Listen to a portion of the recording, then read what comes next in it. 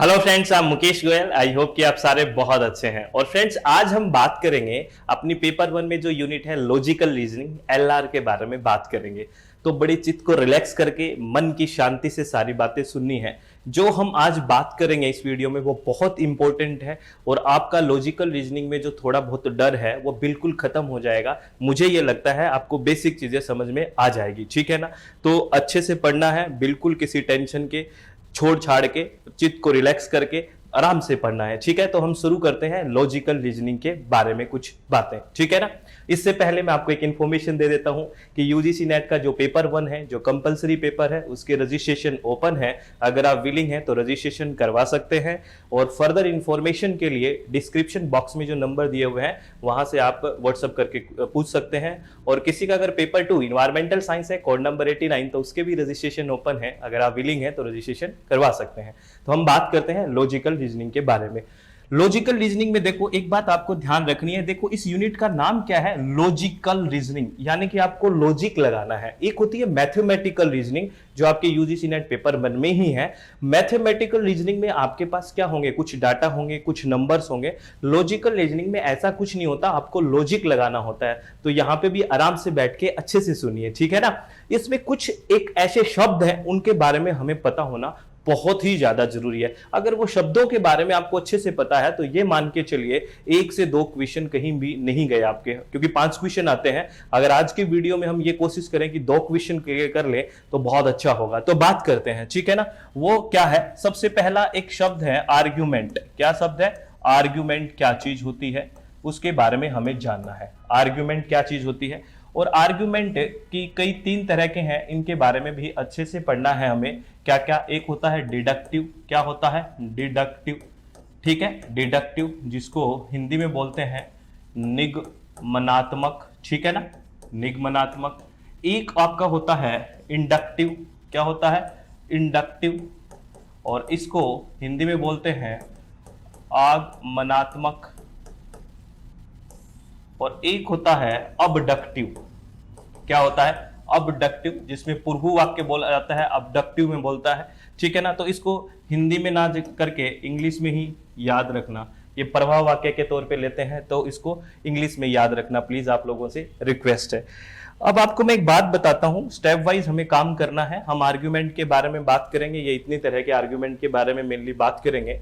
लेकिन जो दो ये है ना, डिडक्टिव और इंडक्टिव जो आर्ग्यूमेंट की बात करेंगे, ये आपके लिए बहुत ही इंपॉर्टेंट है। ये मैंने क्यों बोला बहुत इंपॉर्टेंट है? क्योंकि आपकी जो एक यूनिट है ना टीचिंग एप्टीट्यूड, उसमें जो मेथड्स हैं उसमें डिडक्टिव और इंडक्टिव मेथड्स भी आते हैं। तो वहां के लिए ये शब्द बहुत इंपॉर्टेंट है। तो यही अच्छे से हम क्लियर कर लेंगे तो हर जगह काम आ जाएंगे। एक दूसरी यूनिट आपकी है रिसर्च एप्टीट्यूड। वहां पे भी ये बहुत काम आएगा, क्योंकि वहां पे डिडक्टिव और इंडक्टिव के बारे में, रिसर्च के बारे में बात करते हैं। डिडक्टिव रिसर्च कौन सी होती है या इंडक्टिव रिसर्च कौन सी होती है, इस तरह की बातें वहां की जाती है। या रिसर्च में किस तरह की रीजनिंग होती है, ये बातें वहां होती है। तो यहां ये भी हो जाएगा। तो इसका सीधा सा मतलब है कि जो लॉजिकल रीजनिंग में हम डिडक्टिव और इंडक्टिव पढ़ने जा रहे हैं ना फ्रेंड्स, वो 3 जगह आपके काम आएगा। 3 यूनिट में, टीचिंग एप्टीट्यूड, रिसर्च एप्टीट्यूड और लॉजिकल रीजनिंग। इसीलिए मैंने कहा कि इसमें हम 2 से 3 क्वेश्चंस की तैयारी कर सकते हैं। इस वीडियो को देख के ये बात समझानी थी आपको, ठीक है। अब और क्या बारे में बात करेंगे इसी लॉजिकल रीजनिंग के ही में। मैंने कहा कुछ शब्द है, कौन कौन सा? एक और शब्द है जिसको हम बोलते हैं प्रीमिसेस। क्या बोलते हैं? प्रीमिसेस। तो ये भी देखना है कि प्रीमिसेस क्या चीज होती है, आपको अच्छे से ध्यान से सुनना है। इस शब्द के बारे में भी जानेंगे। एक शब्द हम बात करेंगे स्टेटमेंट क्या चीज होती है, स्टेटमेंट क्या चीज है उसके बारे में भी बात करेंगे। और एक बात करेंगे कंक्लूजन क्या है, कंक्लूजन के बारे में बात करेंगे, ठीक है। अगर ये बातें समझ में आ जाती है आपको, तो मेरा ये मानूंगा कि ये वीडियो बनाने का और आपको देखने का सही मतलब एक रिजल्ट हमें मिल गया, ठीक है। तो इनके बारे में बात करेंगे हम। बात समझ गए? ये आप चाहे नोट डाउन कर लो, इनके बारे में बात करेंगे, ठीक है। तो चलो सबसे पहले किसके बारे में बात करेंगे? आर्ग्यूमेंट के बारे में। और ये शब्द जब मैं आगे पढ़ाऊं तो याद रखना, अभी इन शब्दों का मैं नाम लूंगा, प्रीमिसेस, स्टेटमेंट और कंक्लूजन, सारों का नाम लूंगा। आपने लिख लिया ना, नोट कर लिया? चलो वेरी गुड। मैं इनको रब कर रहा हूं, ठीक है। चलो कर देता हूं, ये लो मैंने कर दिया, ठीक है। तो सबसे पहले हम बात कर रहे हैं किसके बारे में? आर्ग्यूमेंट के बारे में, ठीक है। किसके बारे में? आर्ग्यूमेंट के बारे में बात कर रहे हैं। तो मैं एक पूरा का पूरा कुछ स्टेटमेंट्स लिख रहा हूं, उनको ध्यान से देखना। पहला मैंने लिखा all man are mortal. All man are mortal यानी कि सारे व्यक्ति नश्वर है। बिना काम की टेंशन लेते हो आप, सारे के सारे नश्वर है, टेंशन मत लिया करो ज्यादा, ठीक है ना। लो मैं मेरा एग्जांपल ले लेता हूं। Mukesh Goyal is a man, ठीक है। मुकेश गोयल एक व्यक्ति है, और तो कंक्लूजन निकाल दिया मुकेश गोयल इज मॉर्टल। इस बात को समझ रहे हो। पहले कहा मैंने कि सारे व्यक्ति नश्वर है, मुकेश एक व्यक्ति है, मुकेश मरेगा या मुकेश नश्वर है। मेरी बात समझे कि नहीं समझे। ये कंप्लीट का जो कंप्लीट है ना, इस पूरे के पूरे को हम क्या बोलेंगे, ये सिंपलेस्ट फॉर्म ऑफ आर्ग्यूमेंट है। किसी भी आर्ग्यूमेंट की ये सिंपलेस्ट फॉर्म है, सबसे सिंपल फॉर्म है। इस बात को समझे कि नहीं समझे। तो आप क्या कहोगे, किसी भी आर्ग्यूमेंट में दो परमिसेस होते हैं। सिंपल फॉर्म आर्ग्यूमेंट की दो परमिसेस होते हैं और एक कंक्लूजन होता है।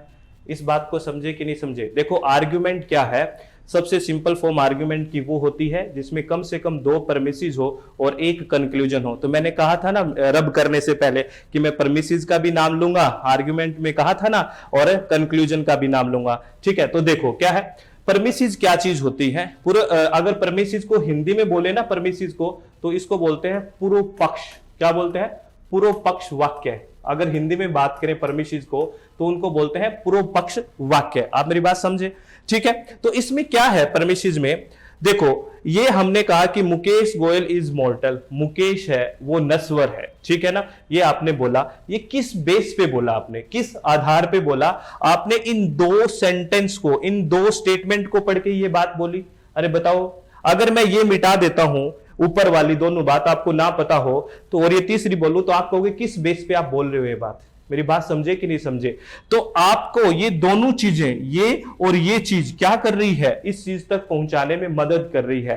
तो परमिसेस, अब मेरी बात सुनना, इस डेफिनेशन को निकालने की कोशिश कर रहे हैं हम। प्लीज रिलैक्स होकर देखना। मैं क्या कहूंगा कि कंक्लूजन कि किसी भी आर्ग्यूमेंट में परमिसेस वो स्टेटमेंट होते हैं, किसी भी आर्ग्यूमेंट में परमिसेस वो स्टेटमेंट होते हैं जो कंक्लूजन को सच करने की कोशिश करते हैं।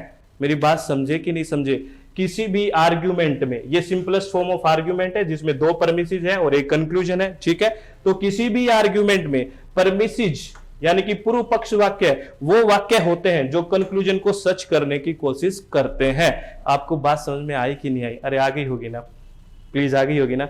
देखो अब ये बात तो आप कहोगे सर अगर ये दो ना कहो ना, आप ये दो ना कहो तो भी हमें पता है कि मुकेश नश्वर है। ये तो बात शाश्वत सच है जिसको कोई नहीं मान रहा। सब ये ऐसा लगता है कि अमर रहेंगे, ऐसा कुछ नहीं है भाई। सारों को जाना है, टेंशन मत लिया करो, खुशी से काम किया करो। समझ रहे हो मेरी बात। लेकिन मैं एक चीज और लिखूं, ठीक है ना, उसको देखना। थोड़ी और चीज लिख देते हैं। जैसे मैंने कहा कि चेयर इन लिविंग रूम, जो अपना लिविंग रूम है उसमें जो चेयर है वो रेड कलर की है, ठीक है ना। Chair in living room, living room में जो चेयर है वो रेड है, ठीक है ना। और मैंने कहा चेयर इन डाइनिंग रूम, वो भी रेड है। चेयर जो डाइनिंग रूम में है वो भी रेड है। फिर मैंने कहा सारे घर में, all chairs in house are red. मैंने कहा सारी की सारी जो चेयर है अपने घर में वो रेड है, मैंने ये बोल दिया, ठीक है ना। तो आपने कहा अगर मैं आपको ये डायरेक्ट बात बोलता, देखो ये दोनों बात बोल के, ये बात और ये बात बोल के ये बोलता हूं तो आप कहते हो यार ठीक है, क्योंकि अगर डाइनिंग रूम में भी रेड है, लिविंग रूम में भी रेड है, तो हो सकता है सारे घर में भी रेड कलर की चेयर हो। तो ये दोनों परमिसेस हैं। क्या है, परमिसेस 1 और परमिसेस 2। तो वो क्या कर रहे हैं, इस चीज को, इस कंक्लूजन तक जो आप पहुंचो उसको सच करने की कोशिश कर रहे हैं कि नहीं कर रहे। अरे बताओ भाई, कर रहे हैं कि नहीं कर रहे, कर रहे हैं ना। तो इसी बेसिस पे आपने ये कहा ना कि सारे घर में जो चेयर है वो रेड कलर की होगी। All chairs in houses are red, ठीक है ना। अरे सारी की सारी all chair in houses are red. तो ये बात कब बोली, कब बोली आपने? जब ये दो बातें ऊपर वाली बोली तभी ये बात बोली ना। अरे बताओ, डायरेक्ट तो नहीं बोली। तो अब आपको समझ में आई, किसी भी आर्ग्यूमेंट में, ये सिंपलेस्ट फॉर्म ऑफ आर्ग्यूमेंट है कि इसमें दो परमिसेस है और एक कंक्लूजन है। तो आप कहोगे किसी भी आर्ग्यूमेंट में परमिसेस वो चीज होती है जो कंक्लूजन को सच करने की कोशिश करती है। अब बात तो समझ में आई होगी, और नहीं आई होगी ना तो इस वीडियो को रोक लेना और रोक के अच्छे से सुनना, ठीक है, या फिर स्लो कर लेना। अब आपके हाथ में है ना हमारा कंट्रोल, तो पूरा का पूरा सारा कंट्रोल हाथ में है, ठीक है ना। जब चाहोगे तब सुनेंगे सर, टेंशन ना लो आप। चलो वेरी गुड। अब मैं आपसे एक क्वेश्चन पूछता हूं, अगर आपको थोड़ा सा समझ में आया है तो। और ये जो क्वेश्चन मैं पूछने जा रहा हूं, एक बार यूजीसी ने ये क्वेश्चन पूछा भी है, आर्ग्यूमेंट के बारे में एक क्वेश्चन था, तो इसका मुझे आंसर करो, आप अभी आंसर करो। What is true about argument? Argument के बारे में क्या सच है? क्वेश्चन है what is true about argument? Argument के बारे में क्या सच है? क्वेश्चन है ये। तो option A always true, argument जो होगा वो हमेशा सच होगा, पहला ऑप्शन। ऑप्शन बी ऑलवेज फॉल्स, हमेशा झूठा होगा। ऑप्शन सी वैलिड और मे बी इनवैलिड, वैलिड भी हो सकता है और इनवैलिड भी हो सकता है। और डी पता नहीं, मुझे नहीं पता कुछ भी। बताओ क्या ऑप्शन होगा? अरे बता दो। ध्यान रखना, इस क्वेश्चन का जो आंसर देगा मैं ही दूंगा भाई, आप तो पता नहीं कब दोगे। याद रखना, आर्ग्यूमेंट या तो वैलिड होगा या फिर इनवैलिड होगा। आर्ग्यूमेंट सच झूठ की बात नहीं करता है, इस बात को अच्छे से ध्यान रखना। ये क्वेश्चन यूजीसी ने पूछा है और आपसे दोबारा रिपीट करके पूछा जा सकता है कि आर्ग्यूमेंट या तो वैलिड होगा या आर्ग्यूमेंट इनवैलिड होगा। आर्ग्यूमेंट में सच और झूठ की बात नहीं होती, वो तो बहस है। बहस को कहते हैं तू ठीक है, तू जीत गया रे, यानी कि आपने उसको वैलिड कर दिया। आर्ग्यूमेंट कभी सच और झूठ नहीं होता है, आर्ग्यूमेंट या तो वैलिड होगा या फिर इनवैलिड होगा, ठीक है ना। अरे आपने देखा होगा जब कोर्ट में बहस होती है तो क्या कहते हैं कि भी गवाहों के आधार पे ये सिद्ध किया जाता है, ये नहीं बोला जाता कि आप सच हो, ये किया जाता है गवाहों के आधार पे आपके पक्ष में जाता है फैसला, यानी कि आप वाला पक्ष वैलिड है। कभी ये नहीं बोला जाता कि आप सच थे, आप झूठ थे, ये नहीं बोला जाता है वो, क्योंकि वहां पे आर्ग्यूमेंट होता है और आर्ग्यूमेंट कभी भी सच या झूठ नहीं होता है। आर्ग्यूमेंट क्या तो वैलिड होगा या फिर क्या होगा, इनवैलिड होगा। बात समझ में आ गई? तो ये क्वेश्चन आ सकता है, ध्यान रखना, बड़ा अच्छा क्वेश्चन है। अब तो कुछ बेसिक बात समझ में आई होगी। चलो वेरी गुड, सब बेसिक नहीं, मुझे बहुत समझ में आ गया है ना। अरे आप बहुत समझदार हैं, ठीक है, मुझे पता है आप सब समझते हो। तो हमने क्या क्या बात करी थी जब हमने लेक्चर स्टार्ट किया था कि हम आर्ग्यूमेंट के बारे में बात करेंगे, तो आपको कुछ कुछ बातें समझ में आ गई होगी। हमने कहा प्रेमिसेस के बारे में बात करेंगे, तो प्रेमिसेस भी समझ में आ गया होगा। और हमने कहा था कंक्लूजन के बारे में बात करेंगे, ये भी समझ में आ गया होगा। लेकिन एक बात और है, हमने स्टेटमेंट के बारे में भी लिखा था कि हम स्टेटमेंट के बारे में भी पढ़ेंगे, ठीक है। वैसे तो आपको समझ में आ गया, जो हम किसी भी आर्गुमेंट की बात करते हैं ना, जो परमिसेस होते हैं वही स्टेटमेंट होते हैं, ठीक है ना। लेकिन स्टेटमेंट के बारे में एक क्वेश्चन मैं आपसे पूछ रहा हूं, जैसे अभी मैंने आर्गुमेंट के बारे में पूछा है, ऐसा ही क्वेश्चन मैं आपको स्टेटमेंट के बारे में पूछूं तो आप बताइए कि स्टेटमेंट के बारे में क्या ट्रू है। What is true about statement? Statement के बारे में क्या सच है, आपसे ये क्वेश्चन पूछा है। और मैं आपको अभी ऑप्शन दे रहा हूं और इन ऑप्शन को ध्यान से सुनिए। पहला ऑप्शन वैलिड और मे बी इनवैलिड, मैं स्टेटमेंट के बारे में पूछ रहा हूं ये क्वेश्चन। दूसरा ऑलवेज ट्रू। तीसरा मे बी ट्रू और मे बी फॉल्स, सच भी हो सकता है और झूठ भी हो सकता है, ठीक है ना। और डी पता नहीं, बता दो अब क्या होगा, स्टेटमेंट के बारे में क्या होगा। तो याद रखना, स्टेटमेंट या तो सच हो सकता है या झूठ हो सकता है, यही जाएगा। और क्यों जाएगा, बहुत समझदार हो, स्टेटमेंट या तो सच हो सकता है या क्या हो सकता है, झूठ हो सकता है। क्यों हो सकता है? जैसे आपने एक स्टेटमेंट दिया कि सूर्य पूर्व दिशा में उगता है, सनराइज इन ईस्ट डायरेक्शन, ठीक है, या फिर सनराइज इन ईस्ट, ये बोला आपने, या तो ये सच है या फिर झूठ है, दिस इज स्टेटमेंट ना, यही बात है। अरे बात समझे कि नहीं समझे? आपने कहा कि मैं पास हो गया, ठीक है ना, या तो ये बात सच है या झूठ है। आपने कहा मेरा यूजीसी नेट क्लियर हो गया, या तो ये सच है या झूठ है, इसमें कोई वैलिड और इनवैलिड वाली बात तो है ही नहीं। तो स्टेटमेंट या तो सच होगा या फिर झूठ होगा। आपको मेरी बात समझ में आई ना? तो आर्ग्यूमेंट या तो वैलिड होता है या इनवैलिड होता है, स्टेटमेंट या सच होगा या झूठ होगा, ठीक है, ये बात समझना है। परमिसिस क्या होते हैं? किसी भी आर्ग्यूमेंट के अंदर कंक्लूजन को जो सच करने के वाक्य होते हैं, स्टेटमेंट होते हैं, पूर्व पक्ष होते हैं, वही क्या होते हैं? परमिसिस होते हैं। और कंक्लूजन आपको पता है क्या होता है? जो एंड में जो कहना चाहता है, सिद्ध करना चाहता है, वो क्या है? कंक्लूजन है। ठीक है, मेरी बात समझ में आ गई यहां तक? चलो वेरी गुड, यहां तक तो आपको समझ में आ ही गई होगी बात। अब मैंने एक चीज और लिखी थी। अरे आप रिलैक्स है ना, चित्त शांत है, इरिटेट तो नहीं हो रहे, परेशान तो नहीं हो रहे? हो लो परेशान, मैं तो पढ़ाऊंगा, ठीक है। चलो बात करते हैं सबसे पहले इसके बारे में। ये मैंने कहा था ना, आर्ग्यूमेंट के बारे में बात करेंगे कुछ कुछ, ठीक है ना, आर्ग्यूमेंट के कुछ कुछ के बारे में बात करेंगे। तो 3 चीजें लिखी थी मैंने, याद आ रहा है क्या? अरे आ रहा है सर, अभी तो बताई थी, इतनी जल्दी नहीं बोलते हम। तो सबसे पहले हम बात करते हैं आर्ग्यूमेंट की फॉर्म है डिडक्टिव। सबसे पहले क्या है? डिडक्टिव। क्या है? डिडक्टिव। और प्लीज इतनी देर कुछ ना सुना हो ना, कोई बात नहीं, ठीक है, दोबारा सुन लेना, लेकिन अब ध्यान से सुन लो, क्योंकि ये जो बात करने जा रहा हूं ना, ये तीनों यूनिट में बहुत इंपॉर्टेंट है, टीचिंग एप्टीट्यूड में, रिसर्च एप्टीट्यूड में और लॉजिकल रीजनिंग में। तो ये ध्यान से सुनना। डिडक्टिव में एक चीज याद रखना। आप क्या याद रखोगे? एक चीज बोल रहा हूं, वो है डीजीपी। क्या चीज है? डीजीपी। सर डीजीपी बना रहे हो क्या? Direct general of police? अरे नहीं नहीं, डीजीपी में एक चीज याद रखनी है, डिडक्टिव जब नाम आए तो बैकग्राउंड म्यूजिक में क्या गूंजेगा? DGP DGP DGP. इसका मतलब क्या है? डिडक्टिव में जनरल से पर्टिकुलर जाना है, डिडक्टिव में जनरल से पर्टिकुलर जाना है।